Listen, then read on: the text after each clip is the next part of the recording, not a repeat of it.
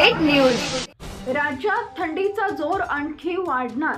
महाराष्ट्रातून पावसानं आता पूर्णतः माघार घेतली आहे, त्यामुळे सध्या थंडीचा जोर वाढताना दिसून येत आहे। राज्यात सकाळी थंडी, दुपारी गारठा आणि रात्री पुन्हा थंडी असं वातावरण दिसून येत आहे। आजपासून थंडीचा कडाका आणखी वाढणार असा अंदाज हवामान विभागानं वर्तवलाय, त्यामुळे सर्वच ठिकाणी आता शेकोटे पेटण्यास सुरुवात झाली आहे। राज्यातील पश्चिम महाराष्ट्र भागामध्ये सातारा, पुणे आणि कोल्हापुरातील घाटमाथ्यावरील परिसरामध्ये पुढील 24 तासांमध्ये धुक्याचं प्रमाण वाढलं असून थंडीचा कडाकाही वाढणार आहे। तसेच नाशिक, निफाडमध्ये तापमानाचा पारा चांगलाच घसरलाय। येत्या काळात राज्यात गारठा आणखी वाढणार असल्याचा इशारा हवामान विभागानं दिलाय।